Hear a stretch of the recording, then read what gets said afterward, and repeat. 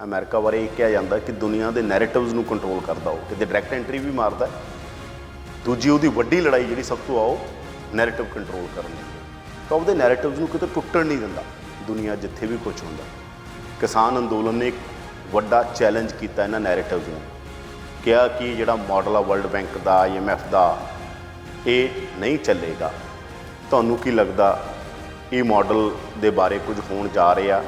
ਬਦਲ ਰਹੀ ਹੈ ਦੁਨੀਆ, ਕਿਸਾਨ ਅੰਦੋਲਨ ਨੇ ਕੁਝ ਬਦਲਿਆ, ਬਦਲੇਗਾ। ਨੈਰੇਟਿਵ ਜਿਹੜਾ ਐਕਚੁਅਲੀ ਹੈ ਡਿਟਰਮਿਨ ਕਰਦਾ ਹੈ ਕਿ ਬਈ ਦੇਸ਼ ਦੀ ਪ੍ਰਗਤੀ ਦਾ ਰਸਤਾ ਕਿਸ ਤਰਫ ਜਾਏਗਾ ਜਾਂ ਦੇਸ਼ ਦੇ ਕਿਸ ਤਬਕੇ ਨੂੰ ਜ਼ਿਆਦਾ ਗਰੋਥ ਦਾ ਐਡਵਾਂਟੇਜ ਮਿਲੇਗਾ। ਇਸ ਸਾਰੀ ਗੱਲਾਂ ਜਿਹੜੀਆਂ ਅਸੀਂ ਮਿਲ ਜੁਲ ਕੇ ਦੇਖਦੇ ਹੈਗੇ ਹਾਂ, ਉਹ ਬੇਸਿਕਲੀ ਨੈਰੇਟਿਵ ਜਿਹੜਾ ਹੈਗਾ ਉਹਨੂੰ ਬਹੁਤ ਬੜਾ ਇੱਕ ਰੋਲ ਪਲੇ ਕਰਦਾ ਹੈ। ਔਰ ਜਿਹੜਾ ਹੁਣ ਪੰਜਾਬ 'ਚ ਕਹਿ ਲਈਏ ਜਾਂ ਦਿੱਲੀ ਦੇ ਬਾਰਡਰ 'ਤੇ ਜਿਹੜਾ ਆਸ-ਪਾਸ ਕਹਿ ਰਹੇ ਹੈਗੇ ਮੂਵਮੈਂਟ ਜਿਹੜਾ ਬਿਲਡਅਪ ਹੋ ਗਿਆ, ਫਾਰਮ ਮੂਵਮੈਂਟ ਜਿਹੜਾ ਬਿਲਡਅਪ ਹੋਇਆ, ਉਹ ਉਸ ਬੜੇ ਨੈਰੇਟਿਵ ਨੂੰ ਚੈਲੰਜ ਕਰਦਾ। ਮੈਨੂੰ ਲੱਗਦਾ ਕਿ ਇੱਕ ਸ਼ੁਰੂਆਤ ਜਿਹੜੀ ਹੋਣੀ ਚਾਹੀਦੀ ਸੀਗੀ ਉਹ ਇੱਥੋਂ ਹੋਈ ਹੈਗੀ ਹੈ। ਐਂਡ ਲੈਟ ਅਸ ਹੋਪ ਕਿ ਬਈ ਗ੍ਰੈਜੂਅਲੀ ਆਸਤੇ ਆਸਤੇ ਜਿਹੜਾ ਉਹਦਾ ਥੋੜਾ ਸਟਲ ਵੇ 'ਚ ਤਰੀਕੇ ਨਾਲ ਜਿਸ ਤਰ੍ਹਾਂ ਬਦਲਿਆ ਜਾਂਦਾ ਸੋਚ, ਉਹ ਦੁਨੀਆ ਵਿੱਚ ਆਲਰੇਡੀ ਉਸ ਪੀਰੀਅਡ ਨਾਲ ਹੁੰਦਾ ਹੈ, ਕਿਉਂਕਿ ਹਰ ਇੱਕ ਚੀਜ਼ ਦਾ ਟਾਈਮ ਆਉਂਦਾ ਨਾ। ਭਾਰਤ ਦੀ ਜੋ ਸਮਝੋ ਪ੍ਰੋ ਅਮਰੀਕਾ, ਭਾਰਤ ਸਰਕਾਰ ਆ ਜਿਹੜੀ ਉਹ ਪ੍ਰੋ ਅਮਰੀਕਾ, ਇਸ ਕਰਕੇ ਵੀ ਇਹ ਚੀਜ਼ਾਂ ਜਿਹੜੀਆਂ ਨੇ ਜਾਂ ਪੂਰਾ ਮਾਡਲ ਆ ਜਿਹੜਾ ਨਿਕਲਿਆ ਤਾਂ ਉੱਥੋਂ ਹੀ ਆ ਨਾ। ਉਹਨਾਂ ਨੇ ਜਿਹੜਾ ਇਕਨੋਮਿਕਸ ਦਾ ਇਹ ਮਾਡਲ ਆਗਾ ਹੈ ਨਾ, ਜਿਹੜਾ ਵੈਸਟ ਦੇ ਅੰਦਰ ਤੇ ਸਭ ਤੋਂ ਪਹਿਲਾਂ ਯੂਰਪ ਦੇ ਅੰਦਰ ਲੈ ਕੇ ਆਂਦਾ, ਫਿਰ ਪੂਰੀ ਦੁਨੀਆ ਦੇ ਅੰਦਰ ਇਹਦੇ ਮਤਲਬ ਦਿਖਾਇਆ ਗਿਆ ਕਿ ਦੇਖੋ ਐਂ ਹੁੰਦਾ, ਫਿਰ ਪੂਰੀ ਦੁਨੀਆ 'ਚ ਲਾਗੂ ਕੀਤਾ ਗਿਆ। ਕਿ ਇਸ ਕਰਕੇ ਵੀ ਇੰਨੀ ਰਿਜਿਡ ਆ ਮੋਦੀ ਸਰਕਾਰ। ਮੰਨ ਕੇ ਚੱਲਦੇ ਕਿ ਅਗਰ ਦੁਨੀਆ ਦੀ ਗਰੋਥ ਹੋਏਗੀ ਤਾਂ ਉਹ ਮਾਰਕੀਟ ਇਕੋਨਮੀ ਤੋਂ, ਫ੍ਰੀ ਮਾਰਕੀਟਸ ਤੋਂ, ਲਿਬਰਲਾਈਜੇਸ਼ਨ ਤੋਂ, ਉਸ ਰਸਤੇ ਤੋਂ ਹੀ ਹੋ ਕੇ ਗੁਜ਼ਰ ਕੇ ਜਾਏਗੀ। ਲੇਕਿਨ ਪਿਛਲੇ 20, 30, 40 ਸਾਲਾਂ ਵਿੱਚ ਇਹ ਨਜ਼ਰ ਆ ਗਿਆ ਹੈਗਾ ਕਿ that narrative is not working anymore. ਇਹ ਜਿਹੜੀ ਨੈਰੇਟਿਵ ਜਦੋਂ ਘਟਦਾ, ਕੋਈ ਬਹੁਤ ਵੱਡੀ ਇਨਵੈਸਟਮੈਂਟ ਹੁੰਦੀ ਹੈ ਉਹਦੇ 'ਚ। ਅਮਰੀਕਾ ਬਾਰੇ ਇਹ ਕਿਹਾ ਜਾਂਦਾ ਕਿ ਦੁਨੀਆ ਦੇ ਨੈਰੇਟਿਵਸ ਨੂੰ ਕੰਟਰੋਲ ਕਰਦਾ, ਉਹ ਕਿਤੇ ਡਾਇਰੈਕਟ ਐਂਟਰੀ ਵੀ ਮਾਰਦਾ। ਦੂਜੀ ਉਹਦੀ ਵੱਡੀ ਲੜਾਈ ਜਿਹੜੀ ਸਭ ਤੋਂ ਆਓ ਨੈਰੇਟਿਵ ਕੰਟਰੋਲ ਕਰਨ ਦੀ ਹੈ, ਤਾਂ ਉਹਦੇ ਨੈਰੇਟਿਵਸ ਨੂੰ ਕਿਤੇ ਟੁੱਟਣ ਨਹੀਂ ਦਿੰਦਾ। ਦੁਨੀਆ ਜਿੱਥੇ ਵੀ ਕੁਝ ਹੁੰਦਾ, ਕਿਸਾਨ ਅੰਦੋਲਨ ਨੇ ਇੱਕ ਵੱਡਾ ਚੈਲੰਜ ਕੀਤਾ ਇਹਨਾਂ ਨੈਰੇਟਿਵਸ ਨੂੰ, ਕਿਹਾ ਕਿ ਜਿਹੜਾ ਮਾਡਲ ਆ ਵਰਲਡ ਬੈਂਕ ਦਾ, IMF ਦਾ, ਇਹ ਨਹੀਂ ਚੱਲੇਗਾ।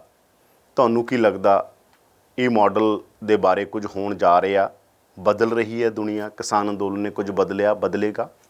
ਮੈਨੂੰ ਲੱਗਦਾ ਕਿ ਜੋ ਤੁਸੀਂ ਫੰਡਾਮੈਂਟਲ ਸਵਾਲ ਜਿਹੜਾ ਉਠਾਇਆ ਹੈ ਨੈਰੇਟਿਵ ਦਾ, ਇਹ ਬਹੁਤ ਮਹੱਤਵਪੂਰਨ ਹੈ ਔਰ ਇਹ ਆਮ ਦਰਸ਼ਕ ਨੂੰ ਸਮਝਣਾ ਜ਼ਰੂਰੀ ਹੈ ਕਿ ਨੈਰੇਟਿਵ ਜਿਹੜਾ ਐਕਚੁਅਲੀ ਹੈ ਡਿਟਰਮਿਨ ਕਰਦਾ ਹੈ ਕਿ ਬਈ ਦੇਸ਼ ਦੀ ਪ੍ਰਗਤੀ ਦਾ ਰਸਤਾ ਕਿਸ ਤਰਫ ਜਾਏਗਾ ਜਾਂ ਦੇਸ਼ ਦੇ ਕਿਸ ਤਬਕੇ ਨੂੰ ਜ਼ਿਆਦਾ ਗਰੋਥ ਦਾ ਐਡਵਾਂਟੇਜ ਮਿਲੇਗਾ।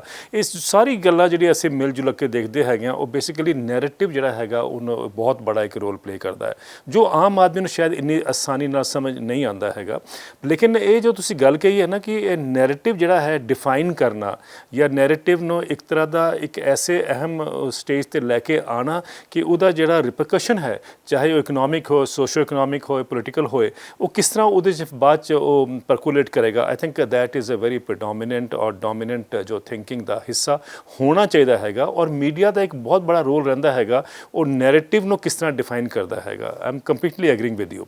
ਮੈਨੂੰ ਲੱਗਦਾ ਕਿ over the years, over the last ਜਿੰਨਾ ਵੀ ਆਪਾਂ ਕਹਿ ਲਈਏ ਦਸ਼ਕਾਂ ਤੋਂ ਜਿਹੜੀ ਇੱਕ ਸੋਚ ਚੱਲ ਰਹੀ ਸੀਗੀ ਕਿ ਬਈ ਕਿਸਾਨੀ ਜਿਹੜੀ ਹੈਗੀ ਹੈ, whether it is in Punjab ਜਾਂ ਹਿੰਦੁਸਤਾਨ ਵਿੱਚ ਜਾਂ ਦੁਨੀਆ ਵਿੱਚ, ਉਹ ਕਿਸ ਸੰਕਟ 'ਤੇ ਖੜੀ ਹੈ ਜਾਂ ਕਿਸ ਪੋਜੀਸ਼ਨ 'ਤੇ ਜਾਂ ਪਾਇਦਾਨ 'ਤੇ ਖੜੀ ਹੈ ਅੱਜ, ਕਿ ਬਈ ਕਿਸਾਨ ਜਿਹੜਾ ਹੈਗਾ ਉਹਦਾ ਪਤਾ ਨਹੀਂ ਹੁੰਦਾ ਜਾ ਰਿਹਾ ਹੈਗਾ। ਅਗਰ ਅਸੀਂ ਓਵਰ ਦੀ ਪੀਰੀਅਡ ਦੇਖੀਏ, ਕਿਸਾਨਾਂ ਦੀ ਜਿਹੜੀ ਦੁਰਦਸ਼ਾ ਹੈ ਉਹ ਵੱਧਦੀ ਗਈ ਹੈਗੀ ਹੈ ਔਰ ਉਦੋਂ ਚੈਲੰਜ ਕਰਨ ਦੀ ਕਿਸੇ ਦੀ ਹਿੰਮਤ ਨਹੀਂ ਹੋ ਰਹੀ ਸੀਗੀ।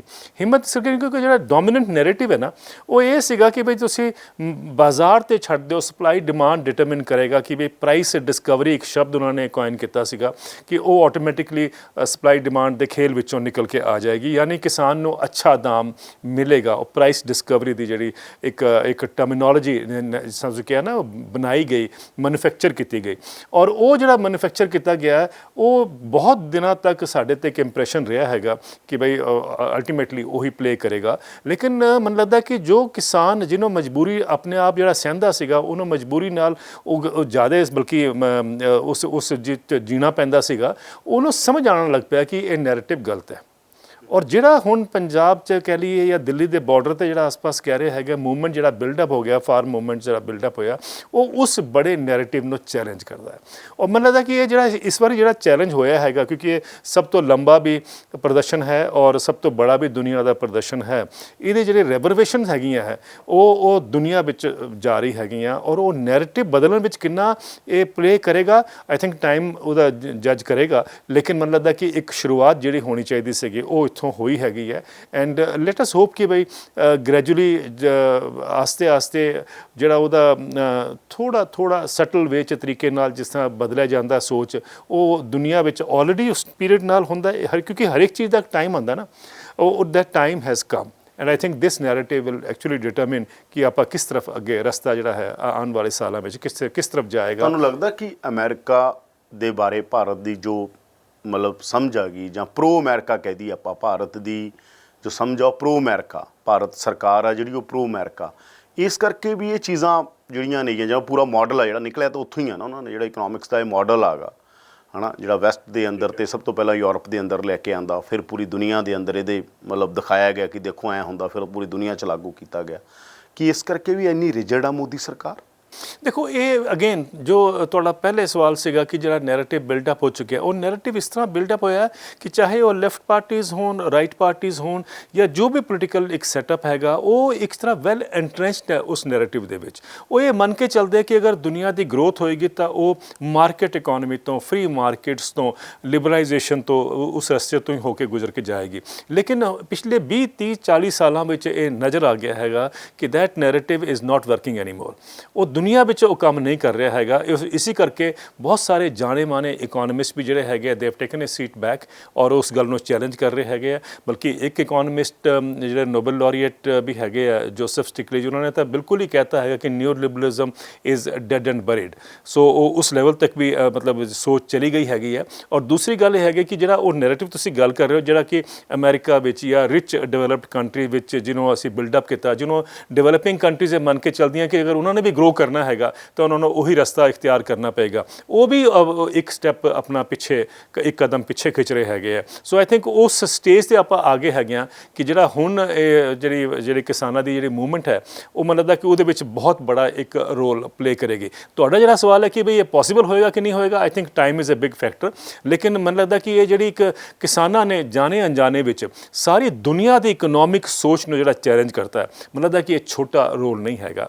ਔਰ ਇਹ ਇਤਿਹਾਸਕਾਰ ਵੀ ਔਰ ਇਕੋਨਮਿਸਟ ਵੀ ਓਵਰ ਦੀ ਪੀਰੀਅਡ ਆਉਣ ਵਾਲੇ ਸਾਲਾਂ ਵਿੱਚ ਇਹ ਇਸ ਗੱਲ ਨੂੰ ਐਨਾਲਾਈਸਿਸ ਚਲੇਗਾ ਇਸ ਗੱਲ ਦਾ ਕਿ ਇਹ ਜਿਹੜਾ ਸਿਗਨੀਫੀਕੈਂਟ ਇਹਨਾਂ ਨੇ ਰੋਲ ਪਲੇ ਕੀਤਾ ਹੈਗਾ, ਉਹ ਕਿਸ ਤਰ੍ਹਾਂ ਦੁਨੀਆ 'ਚ ਜਿਹੜਾ ਬਦਲਾਅ ਆਏਗਾ ਜਾਂ ਉਥਲ-ਪੁਥਲ ਹੋਏਗੀ, ਉਹਦੇ ਵਿੱਚ ਬਹੁਤ ਬੜਾ ਰੋਲ ਜਿਹੜਾ ਹੈਗਾ ਇੱਥੋਂ ਨਿਕਲ ਕੇ ਆਏਗਾ। ਇੱਕ ਕਾਰਨ ਇਹ ਵੀ ਹੈ ਕਿ ਡਿਵੈਲਪਿੰਗ ਕੰਟਰੀ 'ਚ ਅਜੇ ਮਾਡਲ ਲਾਗੂ ਹੋ ਰਿਹਾ, ਜਿਹੜਾ ਮਾਡਲ ਲੈ ਕੇ ਆਏ ਉਹਨੂੰ ਪ੍ਰੋਪਰਲੀ ਲਾਗੂ ਕਰਨ ਦੇ ਲਈ ਉਹ ਅਜੇ ਤਤਪਰ ਨੇ।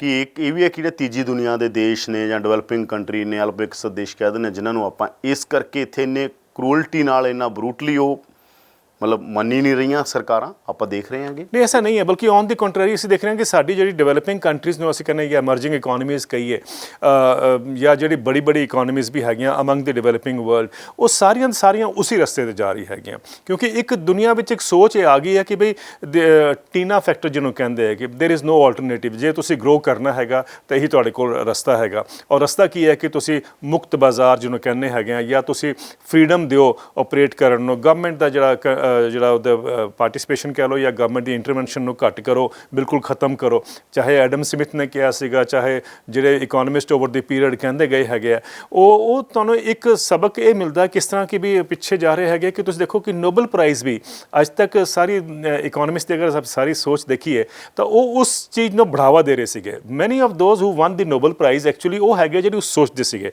ਲੇਕਿਨ ਇਸ ਵਾਰੀ ਪਹਿਲੀ ਵਾਰੀ ਹੋਇਆ ਕਿ ਜਿਹੜਾ ਨੋਬਲ ਪ੍ਰਾਈਜ਼ ਇਕਨੋਮਿਕਸ ਦਾ ਮਿਲਿਆ, ਉਹਦੇ ਵਿੱਚ ਉਹਨਾਂ ਨੇ ਪਹਿਲੀ ਵਾਰ ਲੇਬਰ ਇਕਨੋਮਿਕਸ ਨੂੰ ਜਾਂ ਇੰਪਲੋਇਮੈਂਟ ਕਿਸ ਤਰ੍ਹਾਂ ਜਨਰੇਟ ਹੁੰਦੀ ਹੈਗੀ ਹੈ, ਉਹਨਾਂ ਨੂੰ ਇਕੋਨੋਮਿਕ ਮੈਟ੍ਰਿਕ ਜਿਹੜੇ ਮਾਡਲ ਹੁੰਦੇ ਉਹਨਾਂ ਨੂੰ ਦੇਖੇ ਬਗੈਰ ਉਹਨਾਂ ਨੇ ਕਿਹਾ ਗਿਆ ਕਿ ਵੀ ਐਵੀਡੈਂਸ ਬੇਸਡ ਜਿਹੜੀ ਰਿਸਰਚ ਹੈਗੀ ਹੈ ਉਹ ਇਹ ਕਹਿੰਦੀ ਹੈ ਕਿ ਵੀ ਤੁਸੀਂ ਲੇਬਰ ਦੀ ਅਗਰ ਇਨਕਮ ਵਧਾਉਂਦੇ ਹੋ, ਵੇਜਿਸ ਵਧਾਉਂਦੇ ਹੋ ਤਾਂ ਇੰਪਲੋਇਮੈਂਟ बढ़ਦੀ ਹੈ। ਦਿਸ ਗੋਜ਼ ਕਾਊਂਟਰ ਟੂ ਜਿਹੜੀ ਸੋਚ ਸੀਗੀ ਆਲਰੇਡੀ। ਇਹਦਾ ਮਤਲਬ ਕਹਿੰਦਾ ਕਿ ਦੁਨੀਆ ਵੀ ਹੁਣ ਜਿਹੜੀ ਹੈ ਨਾ ਉਹ ਉਸ ਚੀਜ਼ ਨੂੰ ਹੁਣ ਦੁਬਾਰਾ ਇੱਕ ਅਲੱਗ ਨਜ਼ਰ ਤੋਂ ਦੇਖਣਾ ਸ਼ੁਰੂ ਕਰ ਰਹੀ ਹੈਗੀ ਹੈ।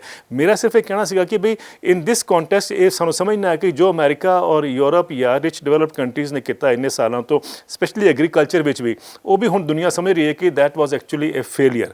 ਔਰ ਅਸੀਂ ਦੇਖੀਏ ਕਿ ਅਮਰੀਕਾ ਵਿੱਚ ਤੁਸੀਂ ਕਹਿ ਰਹੇ ਹੋ ਨਾ ਅਸੀਂ ਬੋਰੋ ਕਿੱਥੋਂ ਉੱਥੇ ਮਾਡਲ, ਸਾਡੇ ਲੋਕਾਂ ਨੂੰ ਸ਼ਾਇਦ ਪਤਾ ਹੀ ਨਹੀਂ ਸੀਗਾ ਕਿ ਅਸੀਂ ਬੋਰੋ ਕੀ ਕਰ ਰਹੇ ਹਾਂ, ਕਿਉਂਕਿ ਸਾਡੀ ਇਕਨੋਮਿਕਸ 101 ਤੁਸੀਂ ਪੜ੍ਹਿਆ ਜਾਂ ਇਕਨੋਮਿਕਸ 101 ਮੈਂ ਪੜ੍ਹਿਆ ਜਿਹੜਾ, ਜਾਂ ਬਾਕੀ ਲੋਕ ਜਿਹੜੇ ਪੜ੍ਹਦੇ ਹੈਗੇ, ਉਹਦੇ ਵਿੱਚ ਲਿਖਿਆ ਗਿਆ ਹੈਗਾ ਕਿ ਹੋਰ ਕੋਈ ਚਾਰਾ ਹੀ ਨਹੀਂ ਹੈਗਾ, ਤੁਹਾਨੂੰ ਇਸੇ ਰਸਤੇ ਤੇ ਚੱਲਣਾ ਹੈਗਾ। ਹੁਣ ਦੇਖੋ ਨਾ ਅਮਰੀਕਾ ਦੀ ਮੈਂ ਤੁਹਾਨੂੰ ਇੱਕ ਉਦਾਹਰਨ ਦੇਣਾ ਚਾਹੁੰਦਾ ਕਿ ਅਮਰੀਕਾ ਵਿੱਚ ਇਹ ਮੰਨ ਕੇ ਚੱਲਦੇ ਹਾਂ ਕਿ ਐਗਰੀਕਲਚਰ ਇਜ਼ ਵੈਰੀ ਪ੍ਰੋਗਰੈਸਿਵ, ਇਹ ਵੀ ਮੰਨ ਕੇ ਚੱਲਦੇ ਹਾਂ ਕਿ ਐਗਰੀਕਲਚਰ ਅਮਰੀਕਾ ਦਾ ਬਹੁਤ ਪ੍ਰੋਫਿਟੇਬਲ ਹੈਗਾ, ਪਰ ਰਿਐਲਿਟੀਜ਼ ਇਹ ਨਹੀਂ ਹੈਗੀਆਂ। ਰਿਐਲਿਟੀਜ਼ ਹੈਗੀਆਂ ਕਿ ਅਮਰੀਕਨ ਐਗਰੀਕਲਚਰ ਇਜ਼ ਡਿਵੈਸਟੇਟਿਡ। ਇੰਨੀ ਅੱਜ ਉਹਨਾਂ ਦੀ ਐਗਰੇਰੀਅਨ ਡਿਸਟ੍ਰੈਸ ਇੰਨਾ ਗੰਭੀਰ ਹੈ, ਇੰਨਾ ਭਿਅੰਕਰ ਹੈ ਕਿ ਤੁਸੀਂ ਦੇਖੋ ਕਿ ਪਿੰਡਾਂ ਵਿੱਚ ਜਿਹੜੀ ਸੁਸਾਈਡਸ ਹੋ ਰਹੀਆਂ, ਉੱਥੇ ਆਤਮ ਹੱਤਿਆਵਾਂ ਹੋ ਰਹੀਆਂ ਹੈਗੀਆਂ, ਉਹ 45% ਹਾਇਰ ਹੈ ਦੈਨ ਦੀ ਇਨ ਦੀ ਅਰਬਨ ਏਰੀਆਜ਼। ਤੁਸੀਂ ਦੇਖੋ ਜਿਹੜੀ ਉੱਥੇ ਆਤਮ ਹੱਤਿਆਵਾਂ ਹੋ ਰਹੀਆਂ, ਮੈਨੂੰ ਯਾਦ ਹੈ 10-12 ਸਾਲ ਪਹਿਲੇ ਯਾਦਵਿੰਦਰ ਜੀ ਮੈਂ ਇੱਕ ਨਿਊਯਾਰਕ ਟਾਈਮਸ ਵਿੱਚ ਇੱਕ ਖਬਰ ਪੜ੍ਹੀ ਸੀਗੀ ਕਿ ਉੱਥੇ ਦੇ ਇੱਕ ਡੇਅਰੀ ਫਾਰਮਰ ਨੇ ਆਤਮ ਹੱਤਿਆ ਕੀਤੀ। ਡੇਅਰੀ ਫਾਰਮਰ ਜਿਹੜੇ ਹੈਗੇ ਆ ਅਮਰੀਕਾ ਦੇ, ਅਸੀਂ ਉਹਨਾਂ ਨੂੰ ਮਾਡਲ ਸਮਝਦੇ ਹੈਗੇ ਹਿੰਦੁਸਤਾਨ 'ਚ, ਕਿਉਂਕਿ ਉਹਨਾਂ ਸੋਫਿਸਟੀਕੇਟਿਡ ਟੈਕਨੋਲੋਜੀ ਹੈ, ਹਾਈ ਯੀਲਡਿੰਗ ਕਾਊਜ਼ ਹੈਗੀਆਂ, ਤਾਂ ਕੋਈ ਕਾਰਨ ਨਹੀਂ ਹੈ ਕਿ ਉਹ ਆਤਮ ਹੱਤਿਆ ਕਰਨ। ਲੇਕਿਨ 1970 ਵਿੱਚ ਤਕਰੀਬਨ 6.5 ਲੱਖ ਡੇਅਰੀ ਫਾਰਮ ਹੁੰਦੇ ਸੀ ਅਮਰੀਕਾ ਵਿੱਚ, ਅੱਜ 34-35 ਹਜ਼ਾਰ ਦੇ ਆਸ-ਪਾਸ ਰਹਿ ਗਏ ਹੈਗੇ। 93% ਡੇਅਰੀ ਫਾਰਮਸ ਜਿਹੜੇ ਹੈਗੇ ਆ ਉਹ ਬੰਦ ਹੋ ਗਏ। ਕਿਉਂ ਬੰਦ ਹੋ ਗਏ ਆ? ਕਿਉਂਕਿ ਉਹ ਪ੍ਰਾਈਸਿਸ ਕ੍ਰੈਸ਼ ਕਰ ਗਏ ਦੁੱਧ ਦੇ, ਔਰ ਜਦ ਦੁੱਧ ਦੇ ਪ੍ਰਾਈਸਿਸ ਕ੍ਰੈਸ਼ ਕਰ ਜਾਂਦੇ ਆ ਤਾਂ ਚਾਹੇ ਜਿੰਨੀ ਮਰਜ਼ੀ ਟੈਕਨੋਲੋਜੀ ਰਿਚ ਹੋਏ ਡੇਅਰੀ ਫਾਰਮ, ਉਹਦੇ ਕੋਲ ਕੋਈ ਆਲਟਰਨੇਟਿਵ ਨਹੀਂ ਹੁੰਦਾ, ਉਹ ਆਪਣੇ ਵਿਵਸਾਇ ਨੂੰ ਛੱਡਦਾ ਹੈਗਾ ਜਾਂ ਫਿਰ ਆਤਮ ਹੱਤਿਆ ਕਰਦਾ। ਜਿਹੜੀ ਮੈਂ ਆਤਮ ਹੱਤਿਆ ਦੀ ਗੱਲ ਕਰ ਰਿਹਾ ਸੀ, ਪਰਟੀਕੂਲਰ ਆਤਮ ਹੱਤਿਆ ਦੀ, ਉਹ ਤੁਸੀਂ ਦੇਖੋ ਕਿਸਾਨ ਨੇ ਪਹਿਲੇ ਆਪਣੀ 51 ਕਾਊਜ਼ ਨੂੰ ਉਹਨੇ ਗੋਲੀ ਮਾਰੀ, ਔਰ ਫਿਰ ਉਹਦੇ ਬਾਅਦ ਉਹਨੇ ਆਪਣੇ ਆਪ ਨੂੰ ਗੋਲੀ ਮਾਰੀ। ਇਟ ਟੈਲਸ ਯੂ ਕਿ ਕਿੰਨਾ ਸਿਵਰਿਟੀ ਆਫ ਦ ਕ੍ਰਾਈਸਿਸ ਤੁਹਾਡੇ ਸਾਹਮਣੇ ਆ ਜਾਂਦੀ ਹੈ, ਐਗਰੀਰੀਅਨ ਡਿਸਟ੍ਰੈਸ ਕਿੰਨਾ ਗੰਭੀਰ ਸੀਗਾ।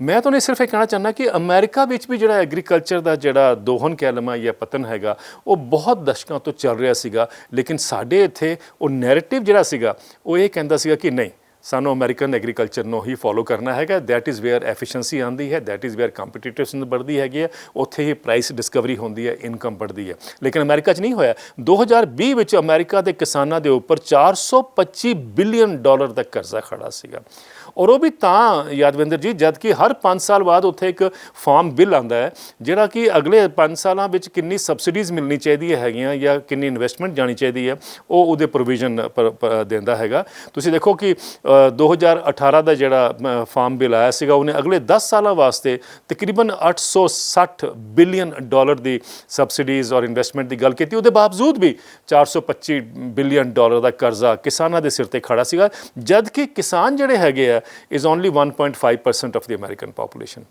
ਤੁਹਾਡੇ ਸਾਹਮਣੇ ਹੈ ਕਿ that model has crumbled, that model has failed. ਲੇਕਿਨ ਅਸੀਂ ਉਹੀ ਮਾਡਲ ਅਗਰ ਸੋਚਦੇ ਹਾਂ ਕਿ ਇੰਡੀਆ ਵਿੱਚ ਸਕਸੈਸਫੁਲ ਹੋ ਜਾਏਗਾ ਤਾਂ ਸਾਡੀ ਕਿਤੇ ਗਲਤੀ ਹੈ। ਔਰ ਮੈਨੂੰ ਲੱਗਦਾ ਕਿ ਜਿਹੜੇ ਸਾਡੇ ਕਿਸਾਨਾਂ ਨੇ ਉਸ ਗੱਲ ਨੂੰ ਚੈਲੰਜ ਕੀਤਾ, ਜਿਹੜਾ ਚੈਲੰਜ ਐਕਚੁਅਲੀ ਇਕੋਨਮਿਸਟ ਤੋਂ, ਐਕੈਡਮਿਸ਼ੀਅਨਸ ਤੋਂ, ਮੀਡੀਆ ਤੋਂ ਆਉਣਾ ਚਾਹੀਦਾ ਸੀਗਾ, ਉਹ ਤਾਂ ਨਹੀਂ ਕਰ ਪਾਏ, ਉਹ ਫੇਲ ਕਰ ਗਏ। ਲੇਕਿਨ ਕਿਸਾਨਾਂ ਨੇ ਖੜੇ ਹੋ ਕੇ, ਅਸੀਂ ਉਹਨਾਂ ਨੂੰ ਕਹਿੰਦੇ ਹਾਂ ਕਿ ਪੜ੍ਹੇ ਲਿਖੇ ਨਹੀਂ ਹੈਗੇ, ਸਮਝਦਾਰ ਨਹੀਂ ਹੈਗੇ, ਲੇਕਿਨ ਦੇਖੋ ਉਹਨਾਂ ਨੇ ਜੋ ਕੰਮ ਕੀਤਾ ਹੈਗਾ, ਸ਼ਾਇਦ ਇਤਿਹਾਸ ਵਿੱਚ ਸਾਨੂੰ ਹੋਰ ਵੀ ਸਮਝ ਆਉਣ ਨੂੰ ਦੇਰ ਲੱਗਣੀ ਸੀਗੀ, ਲੇਕਿਨ ਕਿਸਾਨਾਂ ਨੇ ਅੱਜ ਉਹ ਦੱਸਦਾ ਹੈਗਾ ਕਿ ਬਈ ਨੈਰੇਟਿਵ ਵਿੱਚ ਕੀ ਫਲੋ ਹੈਗਾ।